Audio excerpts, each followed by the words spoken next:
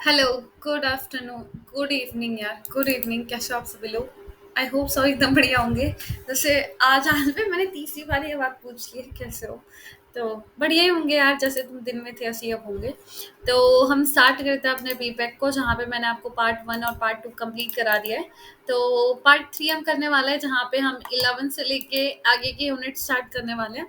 तो जिसने भी पार्ट 1 और पार्ट 2 नहीं देखा है, प्लीज़ वो जाके देख लेना। बहुत बहुत इंपॉर्टेंट सीरीज़ है बीपैक 108 के लिए, जो आपको एग्जाम टाइम में बहुत हेल्प करने वाली है। और अगर आपको इस क्लास की पीडी पे पीडीएफ पीपीटी चाहिए पूरी, मतलब फर्स्ट पार्ट की, सेकंड पार्ट की, थर्ड पार्ट की, पूरी एक ही पीपीटी है। अगर आपको ये चाहिए तो आपको टेलीग्राम पे मिल जाएगी, और टेलीग्राम का लिंक आपको डिस्क्रिप्शन बॉक्स में मिल जाएगा। तो करना क्या है, डिस्क्रिप्शन बॉक्स में जाना है, देन उसके बाद आपको टेलीग्राम लिंक पे क्लिक करना है, और क्लिक करते नहीं आपको ग्रुप को ज्वाइन करना है, और ज्वाइन करते नहीं आपको ये फाइल का डाउनलोड करना है। ठीक है? ओके। तो बकवासबाजी खत्म करते, स्टार्ट करते हैं अपना ये। तो unit 11, health policy and national health mission. भाई, हेल्थ पॉलिसी के बारे में आपको बताना है, तो करते हैं स्टार्ट। भाई करो करो करो, स्टार्ट करो। तो ये हमारा क्या बोलती है, इसके अंदर हमको करना है नेशनल हेल्थ पॉलिसी 2017। बहुत इंपॉर्टेंट है, बार बार क्वेश्चन घूम घूम के इसी से आ रहा है। और एक और इसमें से क्वेश्चन आता है किसको लेकर, नेशनल हेल्थ मिशन को लेकर। नेशनल हेल्थ पॉलिसी 2017 वाली और नेशनल हेल्थ मिशन, ये दो टॉपिक बार बार पूछे गए हैं। तो इनको ही करना है, इस चैप्टर में से और क्वेश्चन करने की जरूरत नहीं है, और टॉपिक कुछ करने की जरूरत नहीं है। तो नेशनल हेल्थ पॉलिसी 2017 की ये कॉम्प्रिहेंसिव फ्रेमवर्क है, जो एम करती है इंप्रूव करना हेल्थ केयर इंडिया के अंदर। ठीक है? बस अभी को अच्छी हेल्थ केयर मिलना, ये इसका क्या है, एम है। ठीक है? ये हमारा स्टार्ट हुआ था इसको ड्राफ्ट करना कब, 2014 के अंदर, दिसंबर के अंदर। ठीक है? काफी ज्यादा डिस्कशन होता है स्टेक होल्डर के साथ, स्टेट गवर्नमेंट के साथ। फाइनली इसको central council of health family welfare से रिसीव करके उनका साइन लेने के बाद इसको इम्प्लीमेंट किया गया है फरवरी 2016 के अंदर। ठीक है? वैन उसके बाद ये हमारा पॉलिसी बनके तैयार हुआ है 2017 के अंदर। इसका की ऑब्जेक्टिव क्या है भाई, फोकस करता है प्रिवेंटिव और प्रमोटिव हेल्थ केयर के ऊपर। यूनिवर्सल एक्सेस हो, क्वालिटी सर्विस सभी को मिले। ठीक है भाई? ऐसा नहीं है कि तुम हॉस्पिटल गए और वो हरे पत्ते वाली दवाई मिली और काम खत्म। नहीं भाई, ऐसी अच्छी सर्विस आपको प्रोवाइड की जानी चाहिए। और कहीं ना कहीं ये कंप्रिहेंसिव प्राइमरी हेल्थ केयर के थ्रू क्या करता है, हेल्थ केयर वेलनेस सेंटर के थ्रू, सॉरी, ये प्रोवाइड करता है क्या, प्रोहेंसिव प्राइमरी हेल्थ केयर, किसके थ्रू, हेल्थ और वेलनेस सेंटर के थ्रू। ठीक है? हेल्थ सेंटर के थ्रू आपको प्राइमरी हेल्थ केयर दी जाती है। ये कवर करता है काफ़ी, जो नॉन कम्युनिकेशन डिसीज होती है, मेंटल हेल्थ डिसीज होती है, और रिहैबिलिटेशन केयर वगैरह, इन सभी के साथ आता है। रिड्यूस करता है कि भाई आपका अगर आप कोई पेशेंट हो, आपका कोई ऑपरेशन वगैरह होना है, तो उसमें कोई ज़्यादा खर्चा इसके अंदर ना लगे। अनकरेज करता है प्राइवेट सेक्टर को भी पार्टिसिपेट करने में, कि पब्लिक हेल्थ गोल को वो भी अचीव करने में हेल्प करे। प्रोहैबिटेट करता है किस चीज़ से, फ्री ड्रग्स, डायग्नोस और इमरजेंसी इमरजेंसी केयर से। ठीक है? पब्लिक हेल्थ में इंक्रीज करता है, पब्लिक हेल्थ एक्सपेंसिव 2005 जीडीपी में कंट्रीब्यूट करता है। ठीक है?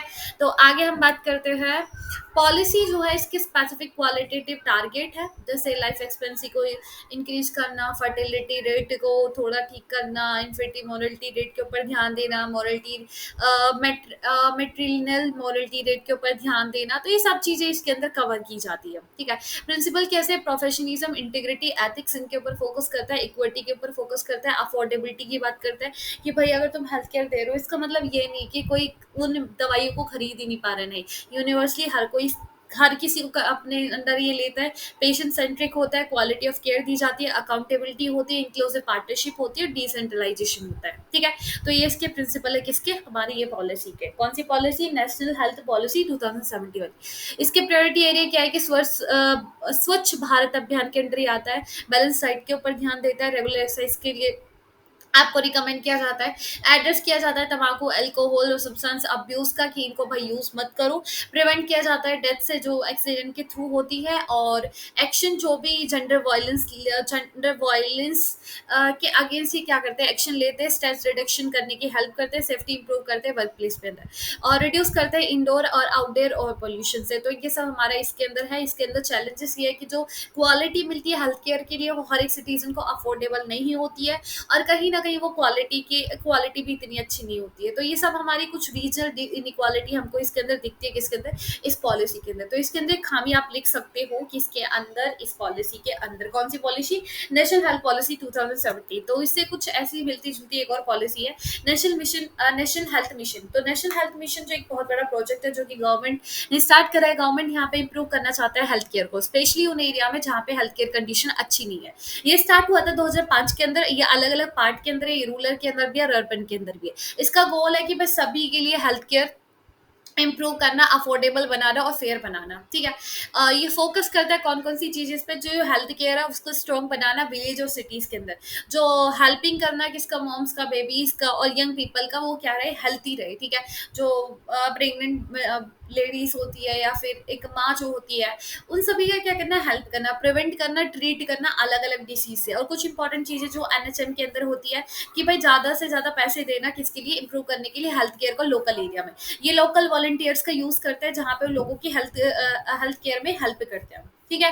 देन उसके बाद ये फ्री प्रोवाइड करते हैं free health care pregnant women को और जो न्यू बॉर्न बेबीज होते हैं उनको। ठीक है। कहाँ पे, पब्लिक हॉस्पिटल में, गवर्नमेंट हॉस्पिटल में ट्रेन किया जाता है। और डॉक्टर को ऐसा ही नहीं होता कि जो नर्स व डॉक्टर होते हैं वो ऐसे कोई भी नहीं आ जाता, झोला छाप कुछ नहीं आता, उनको अच्छे से ट्रेन किया जाता है। फ्री मेडिसिन यहाँ पे दी जाती है और फ्री टेस्ट होता है आपका पब्लिक हॉस्पिटल में। एम्बुलेंस आपको सेंड की जाती है, पब्लिक क्लीनिंग आपको तक पहुंचाया जाता है जब भी जहाँ पे हॉस्पिटल, जो लोग हॉस्पिटल नहीं पहुंच पाते इजीली उनके लिए। ठीक है।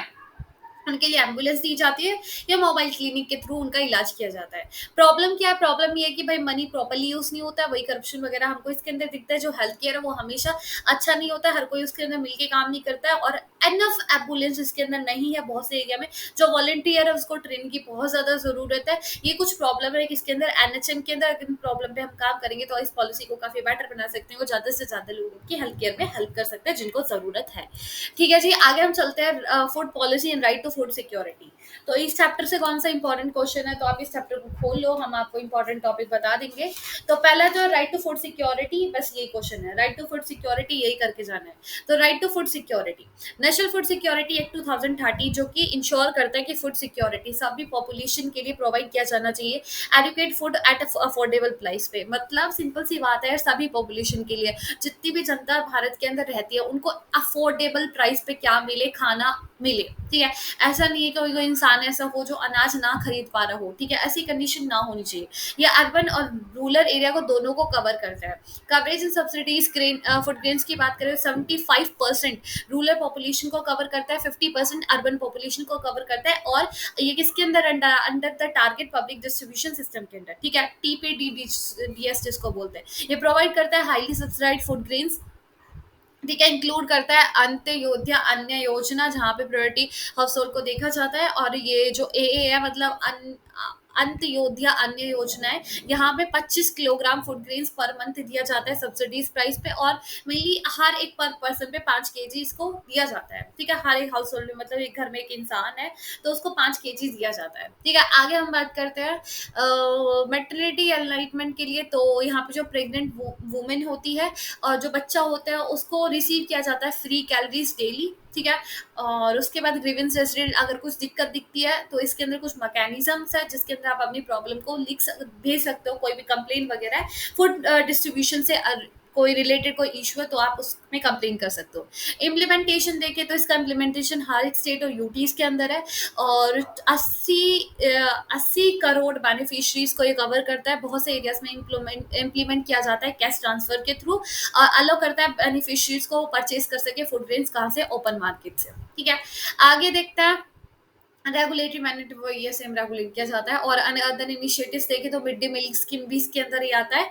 गवर्नमेंट ने कुछ इंप्लीमेंट किया और भी स्कीम्स, जैसे मिड डे मील स्कीम होती है जहाँ पे बच्चों को दिन में खाना दिया जाता है। सप्लाई स्कीम हो गया जो इंप्रूव करता है न्यूट्रिशन और health status, particularly targeting school children और एडोलिसेंट गर्ल्स के अंदर। ठीक है। इनको ज्यादा टारगेट किया जाता है, बच्चों, स्कूल वाले बच्चों को, जो थोड़ा 14 या 15 साल के लड़कियां होती है उनके ऊपर।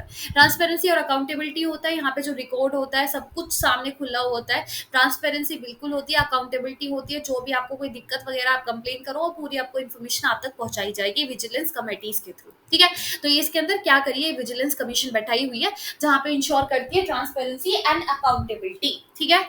आगे हम देखते हैं मनरेगा। मनरेगा हमारी Mahatma Gandhi National Rural Employment Guaranteed Act है। ये जो मनरेगा एक्ट है ये कब आया था? 2005 के अंदर आया था। कब आया था? 2005 के अंदर आया था। ये क्या करता है? ये प्रोहिबिटेड करता है, मतलब ये 100 दिन का आपको रोजगार देता है। गांव के जो लोग होते हैं उनको क्या करता है? 100 दिन का रोजगार देता है। वो भी और आपको उसके लिए मिनिमम वेजेस मिलेगा, मतलब जो भी आप काम कर रहे हो उसके लिए आपको दिहाड़ी दी जाएगी। ठीक है, ये प्रोग्राम कौन रन कराता है? लोकल रूरल पंचायत इसको कवर कराती है। ठीक है, और गवर्नमेंट हर एक चीज देखती है। ये रूरल फैमिलीज हेल्प करता है, जो गांव वाली फैमिलीज होती है उनके, जब ऐसा टाइम जब उनके पास कोई मतलब जॉब वगैरह नहीं होती उस टाइम पे। ठीक है, और ये रोड वगैरह और कहीं ना कहीं जो गवर्नमेंट का इंफ्रास्ट्रक्चर है उसको भी डेवलप करता है, जैसे वाटर रिसोर्स को डेवलप करना, रोड को डेवलप करना। मनरेगा कहीं ना कहीं मनरेगा अवेलेबल है हर एक रूरल एरिया के अंदर, इंडिया के अंदर। ठीक है, और बहुत से पुअर फैमिलीज के लिए लाइफ लाइन बन चुका है। सिंपल सी बात है, मनरेगा हमारे 2005 से स्टार्ट होता है।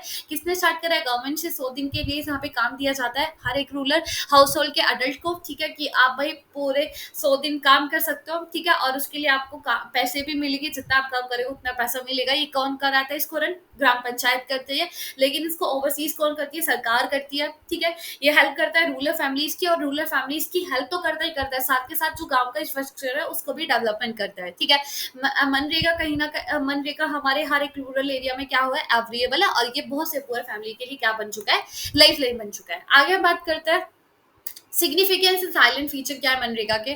तो गवर्नमेंट बहुत ज्यादा सपोर्ट करती है। ठीक है, गवर्नमेंट एनकरेज करती है कि लोगों को जितना वो काम कर रहे हैं उतना उनको दिया जाए। सभी के पास राइट टू वर्क है, कि सभी को इतना अधिकार दिया जाता है कि जो भी आपको मतलब आपको जॉब करने का, अगर आपके पास एम्प्लॉयमेंट नहीं है, आपके पास रोजगार नहीं है, तो सरकार आपको इसमें क्या करती है? रोजगार देती है मनरेगा के अंदर। आपके पास ये राइट है कि अगर आपको जॉब के लिए अप्लाई करना है तो आप कर सकते हो। आपके पास ये चॉइस दी जाती है, जब तक आपको रहना है, जब तक आपको काम करना है, आप कर सकते हो। ठीक है, ऐसा नहीं है कि आप कोई जबरदस्ती काम करा रहा है, नहीं। जब तक आपको रहना है तब तक आप इसमें काम कर सकते हो। ओपननेस एंड रिस्पॉन्सिबिलिटी है, मनरेगा श्योर करता है जो इन्फॉर्मेशन है वो जो प्रोग्राम से रिलेटेड हो इजीली अवेलेबल हो। गवर्नमेंट अकाउंटेबल रहती है हर एक रिपोर्ट और ऑडिट को लेकर। ठीक है, इक्वल अपॉर्चुनिटी वुमेन के लिए, जितना यहाँ पे मैन को जॉब के लिए एनकरेज किया जाता है उतना ही वुमेन को किया जाता है। और कहीं ना कहीं इसमें 2/3 रिजर्व किया जाता है कि वुमेन को भी मिलेगा, सेम ऐसा ही मैन को, मतलब जितना पे मैन को किया जाता है उतना ही वुमेन को किया जाता है। ठीक है, और ये एम्पावर करती है किसको? वुमेन को हेल्प करने में, कि सॉरी हेल्प करती है वुमेन को एम्पावर करने में। मनरेगा जो कि हमारी सेंट्रल गवर्नमेंट ने ये पॉलिसी लेकर आई है, मतलब इसको मनरेगा सेंट्रल गवर्नमेंट लेकर आई है, जहाँ पे वर्कर्स को पे किया जाता है, जितना वो काम करेगा उतना उसको पे किया जाएगा। ठीक है, कहीं ना कहीं अनएम्प्लॉयमेंट को खत्म करने में भी हेल्प करता है। इसका एवेल्यूशन देखें तो पॉजिटिव ये है कि भाई ये जॉब अपॉर्चुनिटी प्रोवाइड करता है रूरल एरिया में, रिड्यूस करता है पॉवर्टी को। ठीक है, रिड्यूस करता है पॉवर्टी को, इंपावर करता है वुमेन को, एग्रीकल्चर प्रोडक्टिविटी को कहीं ना कहीं प्रोडक्टिविटी को इंक्रीज करता है, एंड देन उसके बाद रीजनरेट करता है वाटर रिसोर्स को। अगर जैसे कोई कैनल वगैरह बनाना है, ठीक है, तो ये सब क्या है? ये यही बनाते हैं हमारे, इसके अंदर यही आता है। कुछ एक्टिविटीज से भी रिलेटेड इसमें एक टॉपिक है, उसको भी कर जाना है, थोड़ा सा हेल्प हो जाएगा। नेगेटिव पॉइंट क्या है? नेगेटिव पॉइंट ये है कि भाई देखो इसको काफी क्रिटिसिज्म भी मिलता है। जैसे कुछ लोग बोलते हैं कि एम्प्लॉयमेंट लेवल में हमको डिक्रीजेस दिखा है, पुअर प्लानिंग होता है, इसके अंदर लोगों को अवेयरनेस ही, लोगों को पता ही नहीं है। करप्शन सबसे बड़ा प्रॉब्लम है। जो मिडल मैन होता है वो पूरे पैसे को खा जाता है। ठीक है, वर्कर को पे नहीं करता है, पे करता है तो बहुत कम करता है। तो कहीं ना कहीं जो फार्मर्स है वो क्रिटिसाइज करते हैं मनरेगा को कि ये लेजीनेस लेकर आता है किसके बीच में? लेबर्स के बीच में। और कहीं ना कहीं जो वेजेस है वो भी डिमांड करते हैं कि हमको थोड़ा पैसा ज्यादा दिया जाए। पैसा जो होता है वो बहुत ही अनप्रॉफिटेबल होता है, मतलब जितना हम काम करते हैं उतना पैसा हमको नहीं मिलता है। ठीक है, तो ये पूरा मनरेगा इवैल्यूएशन हो गया। समझ में आया होगा? अब आपका एक 14 चैप्टर बचा है बस, और कुछ नहीं पता है। आप 14 चैप्टर के अंदर मैं आपको टॉपिक बता देती हूँ, आपको खुद करना पड़ेगा। एक चैप्टर तो भाई खुद ही कर लेना, और सेकंड चैप्टर मैंने आपको खुद करने के लिए दिया है। इसमें से मैं टॉपिक बता रही हूँ, ऐसा नहीं है कि पूरा चैप्टर करने के लिए दे रही हूँ। तो टॉपिक मैं आपको बताती हूँ इसके अंदर कौन सा है। तो ये आपका इन्वायरमेंट से रिलेटेड है या पॉल्यूशन से? हाँ, इन्वायरमेंट से रिलेटेड है। Challenges of the environment policy, कौन कौन से चैलेंजेस है किसके लिए? इन्वायरमेंट पॉलिसीज के लिए। सिंपल सी पता है, पॉवर्टी होगी, पॉपुलेशन का बढ़ना हो गया, प्रेशर होना लैंड पे, डेसर्टिफिकेशन, डिफोरेस्टेशन, पॉल्यूशन। और कहीं ना कहीं पॉलिसी गवर्नमेंट लेकर आती है लेकिन वो अच्छे से इम्प्लीमेंट नहीं हो पाती है। ठीक है, और काफ़ी ग्लोबल इन्वायरमेंट इश्यूज है, क्लाइमेट चेंज और उसका ग्लेशियर का पिघलना, ठीक है। और तुम भी काफी कुछ लिख सकते हो, फ्लड वगैरह आ जाना, कहीं सूखा पड़ रहा है, कहीं ड्राफ आ रहा है, तो ये सारे तुम खुद से भी बना के लिख सकते हो, लेकिन एक बार इसको पढ़ लेना। और ऑब्जेक्टिव एंड प्रिंसिपल देख लेना इन नेशनल इन्वायरमेंट पॉलिसी 2006 का, ठीक है। तो ये आपको करना है और कुछ नहीं करना, बस इतना ही काफी है। तो आज के लिए इतना ही, आई होप आपको समझ में आया होगा। कहीं कोई दिक्कत परेशानी, ये बहुत जल्दी जल्दी कराया मैंने लास्ट के चैप्टर को, इसमें समझाने लायक कुछ भी नहीं है। पॉलिसी सरकार कितना पैसा कहाँ लगा रही है, क्या बेनिफिट होगा, इसमें क्या समझाऊं मैं आपको। आप खुद यार पता है कि पॉलिसी आ रही है, हेल्थ से रिलेटेड तो हेल्थ की बात की जाएगी। अगर आप हेल्थ केयर से रिलेटेड है तो वो किसके ऊपर यूनिवर्सल ध्यान देगी, हेल्थ केयर को फ्री बनाने की कोशिश करेगी, अफोर्डेबल बनाने की कोशिश करेगी, ठीक है। क्वालिटी हेल्थ केयर कोशिश करेगी, ठीक है। नर्स और उनको जो डॉक्टर्स होते हैं उनको ट्रेनिंग करने की प्रोवाइड करेगी, और लोकल एरिया में भी कहीं ना कहीं उस हेल्थ केयर को इम्प्रूव किया जाएगा, ठीक है। तो ऐसा कुछ पॉइंट्स आप खुद से भी बना के लिख सकते हो, ये सभी इसके प्रायोरिटी एरियाज होता है, तो ये सभी आप खुद बना के भी लिख सकते हो। सभी पॉलिसीज है, पॉलिसीज को एक एक बार पढ़ के चले जाना, बस इतना ही काफी है, ठीक है। तो इतना ही है, अगर कोई दिक्कत परेशानी तो बताने का है। और यार थोड़ा छोटा सा वीडियो लग रहा है, एक बार देख लेते हैं हम। लास्ट टॉपिक को भी कर ही लेते हैं यार, फिर तुम बोलोगे कि लास्ट टॉपिक भी नहीं कराया, अब टाइम है तो करा ही देते हैं। तो लास्ट टॉपिक आपका कौन कौन से चैलेंजेस है ये पढ़ने का है, तो बी पैक 108, ठीक है जी। आप मेरे ग्रुप में जाओगे तो यहाँ पे फाइल्स में भी चेक करके आपको सभी पीपीटी पहले की मिल जाएगी। क्या तुम लोग ग्रुप में मुझे टेक्स्ट करते रहो, तो ये पीपीटी दे दो, ये फाइल दे दो, ये फाइल दे दो। भाई आप ग्रुप में चेक करो, एक बार फाइल को ओपन करो, ठीक है। फाइल्स का जो ऑप्शन है ना उसको टिक करोगे, उसके बाद सर्च पे जाओगे तो उसके बाद इजीली आपको जो भी कोड है वो लिखो, और कोड के बाद आपको सारी पीपीटी से रिलेटेड मिल जाएगी, ठीक है। ठीक है जी, तो हम चलते हैं अपना। ये देखना क्या खिचड़ीबाजी कर रखी है मैंने इसके अंदर, बट इसका अलग से पीपीटी बना के दिया है मैंने। तो हम बात करते हैं इन्वायरमेंट पॉलिसीज के लिए, तो कौन कौन सी भाई चैलेंजेस है। तो जो हमारी ये पॉलिसी आई थी 2006 वाली, इसने बहुत सारे चैलेंजेस फेस करे हैं। अब ये 2006 वाली पॉलिसी क्या थी, इसके ऊपर ध्यान नहीं देने का, बस सिंपल सा क्वेश्चन आता है चैलेंजेस से रिलेटेड। तो चैलेंजेस क्या है, चैलेंजेस ये है कि 2006 के अंदर जो नेशनल इन्वायरमेंट पॉलिसीज है, यार ये पढ़ना तो पड़ेगा वैसे इसको। मैडम पॉलिसी के चैलेंजेस से पूछा गया है क्वेश्चन, एक बार देख लेते हैं। तो ये नेशनल इन्वायरमेंट जो पॉलिसी है 2006 के अंदर प्रॉमिस करती है कि भाई इंडियन गवर्नमेंट क्या करेगी, प्रोटेक्ट करेगी इन्वायरमेंट को, ठीक है। जो ये प्रॉमिस है ये बेस्ड है इंटरनेशनल एग्रीमेंट के उसके बेस पे, ठीक है। कहीं ना कहीं हमारे कॉन्स्टिट्यूशन के अंदर भी है और इंटरनेशनल उसके अंदर भी है, एग्रीमेंट्स के बेस पे भी है।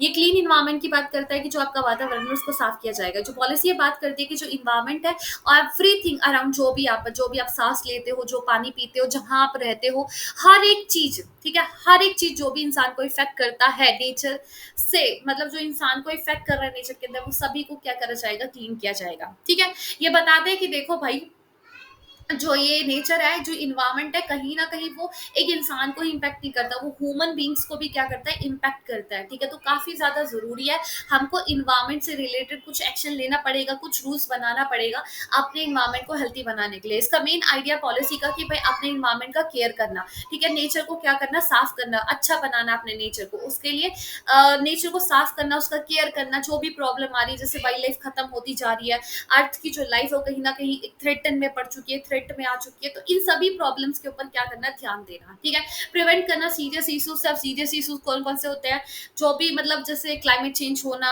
पॉल्यूशन का फैलना, ये सभी आप इसके अंदर लिख सकते हो, ठीक है। और ये क्या करता है, बनाता श्योर करता है कि जो हमारा वर्ल्ड है वो सेफ रहे और बेटर रहे, और आने वाली जनरेशन के लिए भी क्या करें, हम अच्छा इन्वायरमेंट क्रिएट कर सके, ठीक है जी। चैलेंजेस क्या है, चैलेंजेस ये है इसके अंदर कि भाई देखो, पॉवर्टी पॉवर्टी बहुत ज्यादा है, गरीबी बहुत ज्यादा है, ठीक है।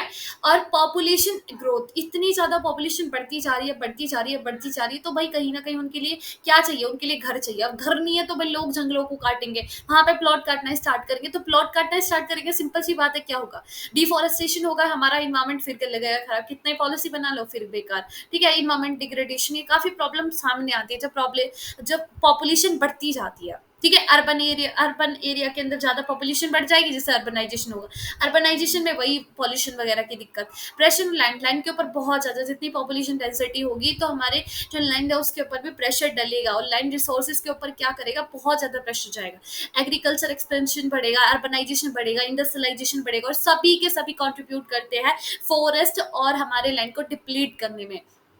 और कहीं न कहीं सॉइल को इरोड करने में, डेज़र्टिफ़िकेशन और बायोडायवर्सिटी को लॉस करने में। अब सिंपल सी बात है, तुम जंगल को काट रहे हो, जहाँ पे जानवर रहते हैं वो कहाँ जाएँगे? वो तो मर जाएँगे ना। तो वही है, ये सभी के अंदर यही आ जाता है। एंड उसके बाद पॉल्यूशन। अब सिंपल सी बात है यार, तुम अर्बनाइज़ेशन कर रहे हो, इंडस्ट्रियलाइज़ेशन कर रहे हो, तो पॉल्यूशन तो होगा। हवा ये पानी, एयर, लैंड, नॉइज़ पॉल्यूशन, ये सब बढ़ता जा रहा है। ये बहुत ज़्यादा सीरियस है हमारी हेल्थ के लिए, ठीक है? ये हमारी पॉल्यूशन के जो हमारी पॉपुलेशन है उसके लिए बहुत ज़्यादा रिस्क है, किसकी, उनकी हेल्थ को लेकर। तो वाटर पॉल्यूशन जो कि काफ़ी बड़ा कंसर्न है। आज के टाइम पे जो इंडिया का जो वाटर सोर्स है वो बहुत ज़्यादा, उसके अंदर इतना सारा वेस्ट भर चुका है, इतना सारा डिस्चार्ज करती है कौन सिटीज़, टाउन, इंडस्ट्रीज़, बहुत ज़्यादा वेस्ट डालती है उसके अंदर। वो पानी भई क्या है? तुम तो नहीं पीते, चलो मानते हैं, तुम उस नदी के पानी को नहीं पीते, लेकिन उसके जो एनिमल्स होता है, जो वो होते हैं हमारे जीव जंतु होते हैं, उनके लिए तुमने कोई आरओ वाटर थोड़ी नहीं लगा रखा है, या उनके घर पे आरओ वाटर वाला आता है, ऐसा नहीं है ना। वो तो जाके नदी से ही पानी पिएंगे, तो वो भाई इस चीज से जूझ रहे हैं। इन इंस्टीट्यूशनलिज्म एंड पॉलिसी फेलियर। अब काफी ज्यादा वीक इन्फोर्समेंट दिखता है, इम्प्लीमेंटेशन दिखता है इन्वायरमेंट रेगुलेशन का। अब जो गवर्नमेंट रेगुलेशन लेती है, पॉलिसी वगैरह बनाती है, कहीं ना कहीं वो अप्रोप्रिएटली पॉलिसी कंट्रीब्यूट नहीं करती इन्वायरमेंट को, डिग्रेडेशन को खत्म करने के लिए, ठीक है। क्लियर रेगुलेशन नहीं होता है, इनइफेक्टिव होती है कौन, हमारी पॉलिसी। कहीं ना कहीं वो सस्टेनेबल यूज, इन्वायरमेंट रिसोर्स को अच्छे से एड्रेस नहीं कर पाती है, फेल हो जाती है हमारी पॉलिसीज, ठीक है। अच्छे से वो रिसोर्सेज को यूटिलाइज नहीं कर पाती है। ग्लोबल इश्यूज बहुत ज्यादा बढ़ रहे हैं, जैसे ओजोन लेयर डिप्लीट हो रही है, क्लाइमेट चेंज हो रहा है, बायोडायवर्सिटी कहीं ना कहीं लूज होती जा रही है, कार्बन इमिशन बढ़ता जा रहा है, टेक्नोलॉजी इतनी ज्यादा बढ़ती जा रही है तो उसके अंदर कार्बन बढ़ता जा रहा है, ठीक है। लोग इंडस्ट्रीज को दिन पे दिन बढ़ाते जा रहे हैं, तो ये काफी बड़ा दिक्कत है हमारे इन्वायरमेंट के लिए। सभी की सभी दिक्कत है जो कि हमारी इन्वायरमेंट पॉलिसीज के लिए बहुत बड़ा चैलेंज है। अब उसके बाद कौन सा है, उसके बाद आपका है objective and principle of NEP, national environment policy के कौन कौन से ऑब्जेक्टिव है, प्रिंसिपल है। ऑब्जेक्टिव ये है कि भाई कंजर्व करने की बात करता है हमारे इन्वायरमेंट रिसोर्सेज को। इतना ज्यादा भाई तुम रिसोर्सेज को खराब मत करो, सेफ गार्ड प्रिजर्व करने की बात करता है नेचुरल रिसोर्स, जो कि बहुत इंपॉर्टेंट है। इंट्रा जनरेशनल इक्वलिटी, कहीं ना कहीं बैलेंस बना के रखता है डेवलपमेंट में और इन्वायरमेंट नीड्स में, कि हम अपने इन्वायरमेंट को भी प्रिजर्व करेंगे और डेवलपमेंट में भी क्या करेंगे, बैलेंस बना करेंगे, भाई सस्टेनेबल डेवलपमेंट की तरह, कि प्रेजेंट को भी ध्यान में रखना है और आने वाली जनरेशन को भी ध्यान में रखना है। ये कहीं ना कहीं इन्वायरमेंट कंसर्न को और इकोनॉमिक एंड सोशल डेवलपमेंट को इंटीग्रेट करता है, ठीक है। ऐसा नहीं है कि भाई अपना डेवलपमेंट के ऊपर लगे पड़े, इन्वायरमेंट जाए भाड़ में, ऐसा नहीं होता। इन्वायरमेंट के ऊपर भी ध्यान दिया जाता है। Effective use of social resources, कहीं ना कहीं जो इन्वायरमेंट रिसोर्सेज है उनको अच्छे से यूटिलाइज किया, सस्टेनेबल डेवलपमेंट हो। अगर हम विकास कर रहे हैं, अगर किसी रिसोर्सेज का यूज कर रहे हैं, सस्टेनेबल होना चाहिए। कहीं ना कहीं ऐसा नहीं है कि तुम रिसोर्सेज को ऐसे बिल्कुल पानी लेने चले तो पूरा पानी ही तुमने लूट लिया वहां से, ऐसा नहीं होना चाहिए, ठीक है। इन्वायरमेंट गवर्नेंस होनी चाहिए, गवर्नमेंट है कुछ ऐसे मैकेनिज्म्स को स्टैब्लिश करे जहाँ पे मतलब इसका प्रिंसिपल है कि गवर्नमेंट क्या करेगी, स्टैब्लिश करेगी मैकेनिज्म को इफेक्टिवली मैनेज करने के लिए, रेगुलेट करने के लिए इन्वायरमेंट मैटर्स को, ठीक है। इनहेंस करता है रिसोर्सेज को, जो इन्वायरमेंट कंजर्व करने के लिए, मतलब कुछ ऐसे रिसोर्सेज लेकर आए जहाँ पे हमारे इन्वायरमेंट को क्या करा जाए, कंजर्व किया जाए, ठीक है। तो ये हमारा इसके अंदर है। आगे हम इसका प्रिंसिपल देखते हैं तो हेल्थी लाइफ की बोलता है कि हेल्थी लाइफ होना चाहिए, हमको अपने नेचर का रिस्पेक्ट करना चाहिए, और हर कोई डिजर्व करता है यार अच्छी लाइफ। ऐसा नहीं है कि तुम अपनी अच्छी लाइफ जी रहे हो और तुम पेड़ों को काट रहे हो तो जानवर जाए भाड़ में, ऐसा नहीं होना चाहिए। फेयर डेवलपमेंट, डेवलप होना चाहिए, सभी के लिए होना चाहिए। ऐसा नहीं कि हमारे लिए विकास हो रहा है और जानवरों के लिए भाई उनका तुम घर छीन रहे हो।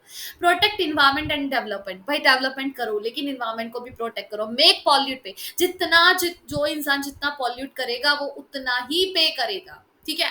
जो जितना पॉल्यूशन करेगा वो उतना ही पे करेगा। ट्रीट एवरीवन इक्वली, हर कोई इक्वली ट्रीट किया जाए, ठीक है, हर किसी को इक्वली ट्रीट किया जाए, क्योंकि इन्वायरमेंट को जो इम्पैक्ट है वो सब पे पड़ने वाला है। ऐसा नहीं है कि वो एक पर्टिकुलर इंसान या एक किसी कैटेगरी पे पड़ेगा, नहीं। मोक पॉल्यूटर रिस्पॉन्सिबल, भाई जो पॉल्यूटर है, जिसने जितना पॉल्यूशन फैलाया उसको इतना रिस्पॉन्सिबल भी बनाओ। अगर कोई इंडस्ट्री है वो कार्बन बहुत ज्यादा फैला रही है तो उससे उतना ही उसको रिस्पॉन्सिबल बनाओ, ठीक है। पैसे दो, पेनल्टी दो, भाई पेड़ लगाओ, सब कुछ करा डालो उससे। प्रोटेक्ट पब्लिक रिसोर्सेज, क्या करना है, जो नेचुरल रिसोर्सेज है उनको प्रोटेक्ट करना है, उनका ध्यान रखना ही सरकार की ड्यूटी बनती है, ठीक है। वैसे तो ड्यूटी को सरकार अपनी मानती है, लेकिन सबकी ड्यूटी बनती है। Give power in local areas, local area को ज्यादा पावर दी जाती है, क्योंकि लोकल कम्युनिटीज बहुत ज्यादा ख्याल रखती है अपने फॉरेस्ट का, अपने नदी का, ठीक है, जितना भी नेचुरल रिसोर्सेज होता है उनका वो बहुत रिस्पेक्ट करती है। वर्किंग टूगेदर हर गवर्नमेंट की एजेंसीज और जितना भी है वो सब मिलके काम करेगा इसमें, ठीक है, गवर्नमेंट की पॉलिसीज के अंदर। Get standard base of needs, मतलब जो इन्वायरमेंट रूल है उसके लिए ऐसे रूल्स बनाए जाएंगे जो उसको फिट करते हो, जिसकी सिचुएशन को, सोसाइटी की नीड को फिट करते, जो प्रॉब्लम है उनको प्रिवेंट किया जाएगा, ठीक है। गवर्नमेंट जो हमारा इन्वायरमेंट जिससे हार्म हो रहा है, जो दिक्कतें हो रही है, जो भी इन्वायरमेंट प्रॉब्लम आ रही है, उन सभी को प्रिवेंट किया जाएगा उन प्रॉब्लम से, ठीक है। तो बस यही करना है आपको इस चैप्टर के अंदर। तो ये भी हो गया बस खत्म, ये काम भी आपका खत्म हो चुका है। इजी यार, ऐसे कुछ पढ़ने लायक तो है नहीं, बेसिक बेसिक चीजें हैं। तो खत्म यार, बस इतना ही था। पूरा बुक भी करा दिया है मैंने, आज आज मैं आपका पूरा बुक कंप्लीट करा दिया। अगर आपको कहीं कोई डाउट प्रॉब्लम तो पूछ लेने का है। और बी पैक 108 बहुत ईजी है, फिर से बोल रही हूँ, एक बार दोबारा से पूरी बुक का रिकैप ले लेते हैं। तो बी पैक 101 के अंदर पहला चैप्टर जहाँ पे हमने पब्लिक पॉलिसी के बारे में जाना था, पब्लिक पॉलिसी होता क्या है। पब्लिक पॉलिसी जहाँ पे गवर्नमेंट कोई डिसीजन लेती है, कोई एक्शन लेती है, ठीक है। इसके अंदर ऐसा नहीं है कि सरकार का ही एक्शन आएगा, नहीं भाई। गवर्नमेंट का नहीं, कोर्ट वोट जो भी है, गवर्नमेंट का कोई इंस्टीट्यूशन, एक्टर, कोई भी डिसीजन ले रहा है, कोई रूल बना रहा है, कोई पॉलिसी बना रहा है, वो सब किसके अंदर आएगा, हमारा गवर्नमेंट पॉलिसी के अंदर आएगा, ठीक है। उसके बाद हमने पब्लिक पॉलिसी मॉडल, ये भाई आपको पूरा चैप्टर करना पड़ेगा। बार बार इससे क्वेश्चन पूछा जा रहा है, नया का नया क्वेश्चन आ रहा है, नए नए टॉपिक से, तो कोई भी टॉपिक आ सकता है, तो ये खुद करो। पब्लिक प्रोसेस इन या फॉर्मुलेशन की बात की गई थी, कौन कौन सी स्टेजेस है जिससे हमारी पब्लिक पॉलिसी निकलती है।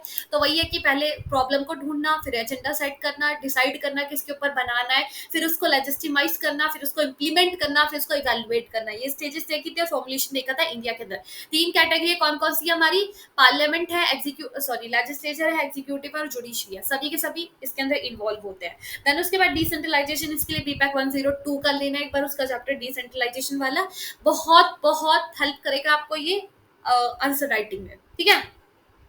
देन उसके बाद हमने बजट का देखा था, बजट क्या होता है, उसका सिग्निफिकेंस जाना था। बजट क्या होता है, गवर्नमेंट अपना एक प्लान बनाती है, मनी को कैसे यूटिलाइज करेगी, कितना पैसा कहाँ लगाएगी, पूरा एक पूरे साल का अपना एक प्लान बना के लेकर आती है, ठीक है। सिग्निफिकेंस इंपॉर्टेंस क्या करता है, वही गवर्नमेंट को रेगुलेट करने में, गवर्नमेंट को प्लान करने में, गवर्नमेंट को पैसा कहाँ खर्च करना है, ये सारी चीजें आप इसके अंदर लिख सकते हो। देन उसके बाद मैंने कराया था क्या, पब्लिक रेसिडेंट, जो पब्लिक ग्रीवेंस, पब्लिक की जो भी शिकायतें होती है वो कौन लेता है, कौन कौन सी मशीनरीज है, कितना बढ़ता जा रहा है। पहले 12 लाख था 2016 के अंदर, 14 लाख हो गया 2017 के अंदर। तो इससे दिखता है कि लोग बड़े डिससेटिस्फाई है गवर्नमेंट के वर्किंग को लेकर, ठीक है। तो ये सब कुछ आप लिख सकते हो यार, बहुत बेसिक है, ठीक है। देन उसके बाद आप आरटीआई लिखना, right to information. Right to information क्या होता है, 2005 वाला एक्ट। उसके बाद ये आर्टिकल 19 के अंदर भी आता है, ये भी आप लिख सकते हो। और कैसे इसको फिल किया जाता है, तो मतलब कहीं ना कहीं क्या इंपॉर्टेंस है राइट टू इन्फॉर्मेशन का, तो लोगों को जानकारी मिलता है, लोग अवेयर रहते हैं। और कैसे इसको फिल किया जाता है, काम करते हो, इसका पोर्टल है, उस पर जाओ, उसको एप्लीकेशन फिल करो, 20 दिन के अंदर आपको इन्फॉर्मेशन मिल जाएगी, कौन कौन सी इन्फॉर्मेशन आप असेस कर सकते हो, कौन कौन सी नहीं कर सकते हो, सब कुछ आपको लिख देना है। देन उसके बाद आपको मैंने कराया था सोशल वेलफेयर क्या होता है, सिंपल सा सोशल वेलफेयर क्या होता है, उसका सिग्निफिकेंस, उसके अप्रोचेस, ठीक है। देन उसके बाद एजुकेशन पॉलिसी बताया था, राइट टू एजुकेशन, तो इसको करने का है। और फिर नेशनल हेल्थ मिशन 2017 वाला कर लेना, और फूड पॉलिसी, तो ये सब कुछ पॉलिसीज है। उसके बाद तो मनरेगा वगैरह, तो ये सब करोगे, बस इतना ही काफी है। तो बस एक बार दोबारा से खुद से पढ़ लेना। पीपीटी आपको मिल जाएगी टेलीग्राम पे, बस अभी वीडियो अपलोड करने के बाद मैं उसके बाद पीपीटी डाल रही हूँ। तो पीपीटी को बार बार पढ़ना, एक बार वीडियो देखने से कुछ नहीं होगा, पेपर है, चीजें एकदम से याद नहीं होती है, तो बार बार पढ़ना पड़ेगा, मेमोराइज करना पड़ेगा। और वैसे तो ये पॉलिसी है जहाँ पे आपको एक एक चीज को ध्यान रखना पड़ेगा, ठीक है। कहाँ पे कितना पैसा लग रहा है, कौन सी पॉलिसी, किस क्या मोटिव है, क्या प्रिंसिपल है, क्या गोल है, तो ये सब चीजें आपको ध्यान में रखनी पड़ेगी। तो उसके लिए बार बार एक बार पढ़ लेना, पीपीटी मिल जाएगी। इंपॉर्टेंट चीजें हाईलाइट कर रखी है, पूरी पीपीटी पढ़ने की जरूरत नहीं है, इतनी बड़ी पीपीटी भी नहीं है, 68 स्लाइड है, ठीक है। तो थोड़ा थोड़ा रिकैप लगाओगे, आधे घंटे के अंदर पूरी पीपीटी आप पढ़ डालोगे, ठीक है। तो इतना ही था, तो बहुत ज्यादा हो गया वैसे तो अगर कोई डाउट वगैरह हो तो पूछ लेने का। सो बाय, टेकर, अपना ध्यान रखना है, ख्याल रखना है, ऑल द वेरी बेस्ट, अच्छे से पेपर करना है, पूरा लिख के आना है। और बीपीएससी 109 का भी आपको कल वीडियो मिल जाएगा, तो उसका टेंशन मत लेने का। क्या अब तुम्हारे अंदर क्या रहेगा, बीपीएससी 109, बीपीएससी 109, एक चीज के पीछे तुम पड़ जाते हो यार, करा दूंगी, बस करा दूंगी, दिक्कत नहीं लेंगे। अब तुम बीपैक 108 करो, बीपैक 108, इसके ऊपर ध्यान करो, पहला पेपर इसका है, इसके ऊपर बस फोकस रहो, ठीक है। बीपीएससी 109 का पीपीटी मैंने बना के रखा है, इसका पीपीटी बनाने कल बनाया था मैंने, लेकिन इसका बना रखा है, ठीक है। तो क्या करना है, इसको पढ़ना है, अच्छे से पढ़ना है और अच्छे से पेपर करके आना है। तो बस बाय, टेक केयर, अपना ध्यान रखना है, ख्याल रखना है, ऑल द वेरी बेस्ट।